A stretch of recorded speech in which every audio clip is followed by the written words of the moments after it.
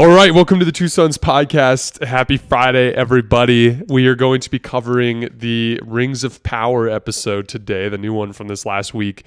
A couple things before we get started. Subscribe to our YouTube channel so you don't miss any more of our videos. Don't forget to follow all of our socials as well. I put a link underneath all of our videos that take you to all of our socials. It's just a great way to kind of stay up to speed with what we're doing.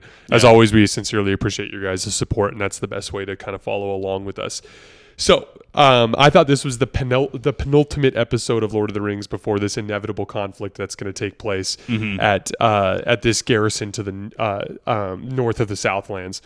And we see at the end, Arondir's talking to the chick who cuts off the orc's head, and he's basically like, they're garrisoned to the north. You could see, like, from the top of the tower, you could see their tents and all of their army just waiting, basically. Yeah. And he's like, they might be here in weeks, they might be here in hours. Whenever they decide to march, they'll be here. And they start marching at the end of the episode. So that's the penultimate vibe.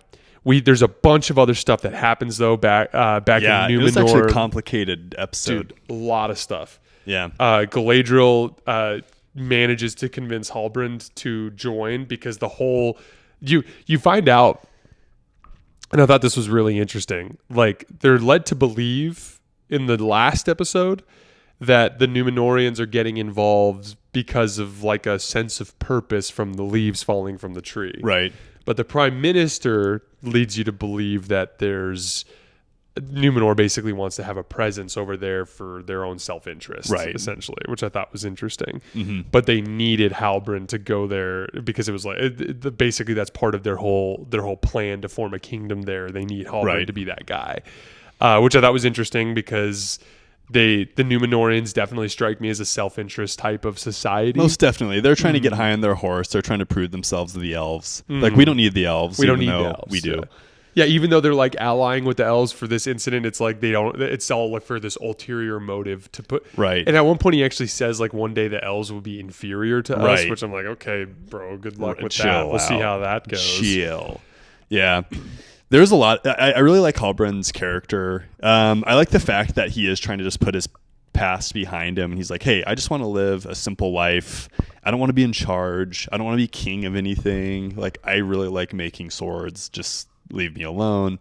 And then obviously that changes. As soon as it changes, though, it cracks me up because he's kind of like this skinny looking character, and all of a sudden he's just mounted on this horse, just looking like stately. Just decked out, ready to go, just looking sweet. Cleans up nice. He cleans up nice. Similar thing happens with Aragorn because he's always kind of like drifter like, and then suddenly he's a ranger, and the next thing you know he's like dressed up like a king, and you're like, oh, okay, I see. Yeah. He gets his guild crest, we find out, from betraying Galadriel in the last episode by telling the Queen Regent where she was going when she broke out of the jail cell that one time, which I thought was interesting. Yep. There's clearly an anti-invasion movement within Númenor that blows up 2 of their 5 ships, but they decide to move forward anyway. Isildur manages to convince his dad to let him go, but as a stable boy, which I thought was interesting. I know. That was such a good father teaching moment, by the way. Oh, dude, it was hilarious. And then he humiliates him in front of his buddies. Right, in front of his buddies. And I liked it, too, because he handled it gracefully, and then his buddies did, too. They're like, kind of laughed about it and gave him a hug. Lots of good vibes from Elendil. Lots of good vibes. Elendil gives me good dad vibes. You know what? All around good vibes for Lord of the Rings in comparison to Game of Thrones. Less face pulpings and random acts of incest. Ask me which show I'm liking more. That's so funny. So there's 2 major things that we got to hit on. First of all, the Adar stuff. So half of the garrison at the Watchtower, led by the creepy old man, just incredible bad move. Oh yeah, decides to go become allies with what they believe is Sauron. Yeah, and the old guy actually pledges allegiance to him and refers to him as Sauron. And he gets pissed off about it, which I thought was really interesting on a couple levels, because earlier in the episode, Arondir is talking to the chick at the garrison, and he basically says, like, and I somehow missed this in their original conversation, but he says that Adar told him that he wants to become a god. That combines with one of our YouTube comments that we got a little while back, that the story of the Rings of Power involves Sauron's, like, lesser form getting the Ring of Power which then allows him to become Sauron, the godlike figure that he is. So that kind of matches up with that storyline. Also heavily implies that it is Sauron. Yeah. Maybe he's more offended because he feels like he hasn't achieved that status yet in some sort of way, shape, or form, which I thought was interesting. But that whole dynamic surrounding Adar and whether or not he's Sauron, his desire to become a god, him getting mad at the guy was kind of like it kind of sets up Adar as like an unfinished product, or like a creature kind of like in search of his eventual form, if that makes sense. No, and I guess it just highlights the evilness of Adar and the orcs, because you get this small group of people that are pledging allegiance to them, and immediately he pits them against each other.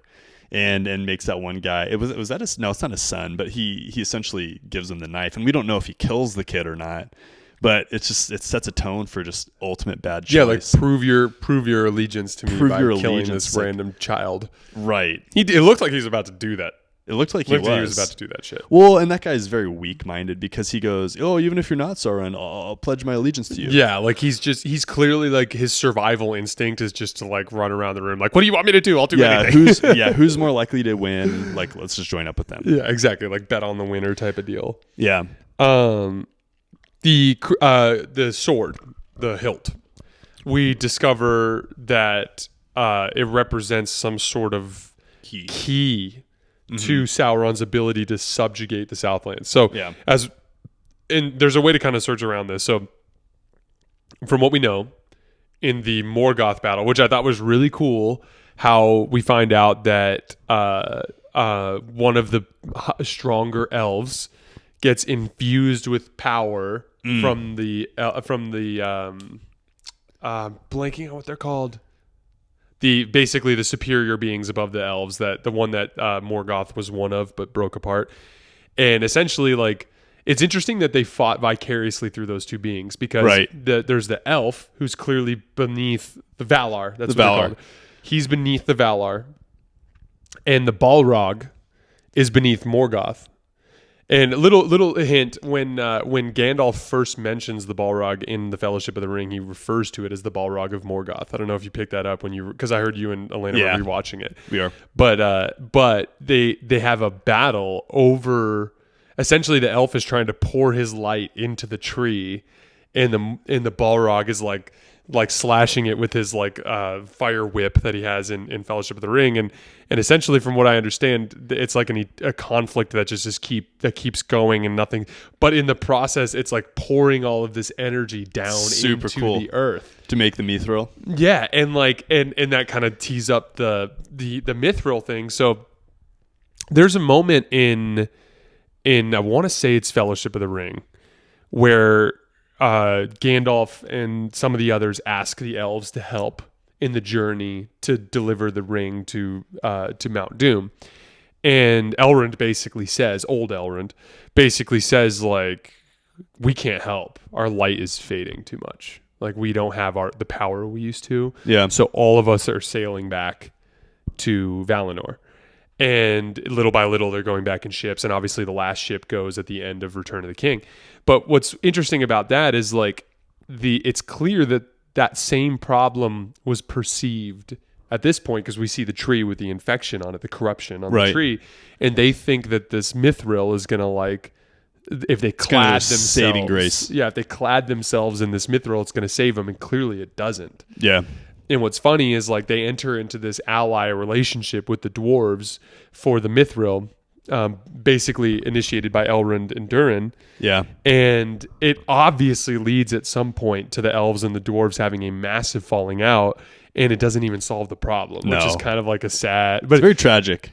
Yeah, but it's also, to me, I think it's classic corruption of man, where, like, they see something that looks good to them, in this case the mithril, and it clouds their judgment, and they're willing to do where they're willing to do anything to get it, including just trample relationships and promises. What did you think of the little scene with Elrond and Durin when Elrond lets them know, hey, I have to break your promise about the mithril? Durin handles it super well, very graciously, and he kind of pokes fun at the elves. He's like, "Oh, the elves need me." I'm in control. Well, it's there's clearly a ton of trust between them because the story is ridiculous because basically Elrond swears on everything that he's going to keep his promise. And then when he tells him no, it's like, okay, here's the deal, dude. I broke your promise. But here's why. We're all going to die. Like, that's basically what he says. Right. And it's kind of a ludicrous story. And it's also like, hey, dude, we need to go deep into your mines and steal all of your super valuable ore or we're going to die. Like, that in and of itself is just an absurd thing to say. And Durin just takes it. Like, and it's just like, he cool does. Him down. Just ultimate good friend. Yeah, but that's what I mean is like he has ultimate trust for Elrond. And then you know what I mean? And ends up destroying his people. Mm-hmm. And it turns out, I believe that the person who really made the poor judgment call here is that king. The one who. Oh, why do you say that? Well, he's the one that actually like basically told Elrond that they need the mithril. Oh, the elf king. The elf. I thought you were talking yeah. about the dwarf king. No. I see. Yeah, the elf. Yeah. What do you think of his character? Do you think he's a good guy? I mean, obviously he's a good guy. He's kind of a jerk though. He's kind of an a-hole. I think he's representative of elvish, like ideals, like pomposity, yeah. and materialism and that kind of thing. Like I think he represents everything that's wrong with the elves. Like from the insults he was throwing towards Durin at the dinner table, like and that kind of thing. And I love Durin's little prank where he says you got to deliver the stone back. This is heavy table. All the elves are walking back with it. It's so funny. Oh, dude. Well, Carly and I have this like absurdly heavy table in the dining room at our house, and like one day we're gonna have to get rid of that thing. And I still to this day, like every time I see it, I'm just like, that's gonna be such a pain in the ass. Like, dude, I know that you hate it so much because I know that you in the past you've told me about how heavy that table is. Oh, it's absurd. It's a stone table. We'll give it to the elves. That is like a solid like 6 feet in diameter and is like stone. This thick. Sacred stone. Dude, yeah, like it's the most ridiculous piece of furniture in the entire world. And we inherited it from her mom, but it's like it's just ridiculous. But anyway, I thought that the Durin dynamic was interesting and it's kind of interesting that like these other two power players, the Dwarven King and the Elven King, are like kind of like engaging in this nefarious behavior that's involving the mithril, but it's being led by these two very honorable people and their relationship, which is like this very weak link that kind of connects the two parties together. Both of whom have very good hearts. So do you want to hear my theory? Yes. So, no. Don't tell me. Nope. Not today. Tell me later. There's a moment where the Queen Regent asks Halbrand where he thinks the first conflict with Adar is going to happen, and he points to Ostirith, and that's the name of the watchtower that we keep forgetting, Ostirith. And he points to Ostirith. He's like, "This is where they'll go." So my theory is that we've been watching two timelines, not far apart, but just presumably like a month or two apart. I think that in the next episode, the orcs are going to launch their attack on Ostirith. They're going to be winning the battle for the vast majority of the episode, and then at the very end, the Númenóreans are going to show up and save the day. I think it's valid. And I think that the entire premise is like they're showing us how the Númenóreans came to be there, at the same time as showing us how the conflict was about to take place. But essentially, the Númenórean timeline is like 1 month behind where the stuff with Adar is, so that they can have this month to travel to show up where they're going. I think that's a great take. No, I think you're totally right. I would not be surprised at all. Mainly for plot development too, and also for character development. Like they're not going to have those characters just run away, and certainly those characters aren't all going to die. Exactly. Right. So I think that's a great take. I completely agree. Is there anything else in your notes that you wanted to hit on? Dude, the Harfoots are jerks to each other. Okay, let's hear it. They're just so down to just leave their people behind anytime that they move. It's wild to me because it seems to me like our group of Harfoots that's led by the wizard guy.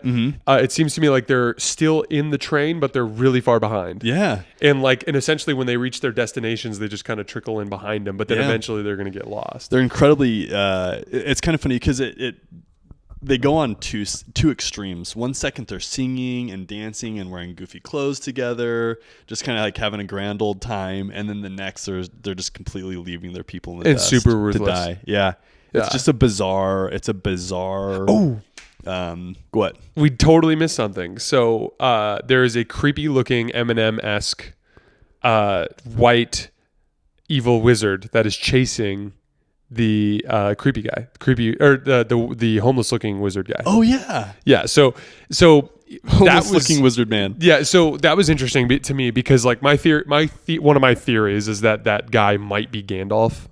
And this is, again, if there's somebody who knows the Lord of the Rings lore, please put it in there in the comments and let us know. But like there's these wizards that existed in the Lord of the Rings movies. You know, there's the Forest Wizard, there's Sauron, there's Gandalf. Gandalf is actually Sauron himself is actually considered, I believe, of the same ilk or type of powerful being as those guys are. And so my theory is that these are two wizards that are existing in this world, and it's clear that the dude in the white robes that has the Eminem-esque appearance, is chasing this guy.